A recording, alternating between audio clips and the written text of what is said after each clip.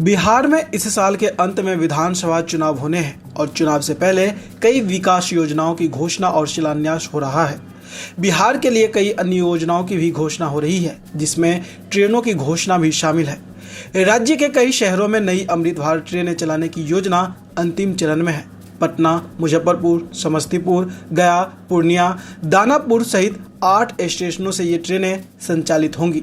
Railway board के स्तर पर इस योजना की शुरुआत हो चुकी है और एनओसी यानी कि नो ऑब्जेक्शन सर्टिफिकेट की प्रक्रिया चल रही है। जैसे ही यह प्रक्रिया पूरी होगी, ट्रेन के परिचालन का समय और मार्ग निर्धारित किया जाएगा। इन ट्रेनों के लिए 18 बोगियों का रैक तैयार किया गया है, जिसमें 8 स्लीपर और 8 जनरल बोगियां शामिल हैं। इन ट्रेनों को इंदौर, सूरत, आनंद विहार, कोलकाता, हावड़ा, बेंगलुरु जैसे प्रमुख शहरों के बीच चलाने की योजना है, जिससे रेल यातायात में सुधार होगा और यात्रियों को कंफर्म टिकट मिलने की संभावनाएं बढ़ेगी। इसके अलावा मुजफ्फरपुर को 2 नई वंदे भारत ट्रेनें भी मिल रही है। इनमें से एक ट्रेन अयोध्या कैंट से पटना के बीच चलेगी, जबकि दूसरी पूर्णिया से दानापुर के बीच संचालित होगी। दोनों ट्रेनों की समय सारणी अभी तैयार की जा रही है। इस प्रकार बिहार में रेल परिवहन की सुविधाओं में सुधार की दिशा में महत्वपूर्ण कदम उठाए जा रहे हैं। बात दिवाली और छठ पूजा के लिए स्पेशल ट्रेनों की बात करें तो रेलवे ने शेखपुरा से दिल्ली के लिए विशेष अमृत भारत ट्रेन चलाने का फैसला लिया है।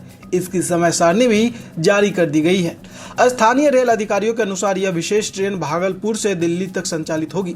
यह प्रत्येक बुधवार को भागलपुर से और प्रत्येक मंगलवार को दिल्ली से चलेगी। इस ट्रेन का ठहराव शेखपुरा जंक्शन होगा। इसका परिचालन 23 सितंबर से 25 नवंबर तक निर्धारित किया गया है।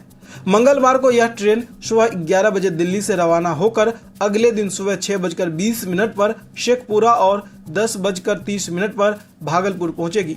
वहीं बुधवार को यह दोपहर 1:40 पर भागलपुर से चलेगी और 4:58 पर शेखपुरा और अगले दिन 3:30 पर दिल्ली जंक्शन पहुंचेगी। इसके अलावा रेलवे ने हावड़ा और कोलकाता से भी विशेष ट्रेनों के संचालन की योजना बनाई है।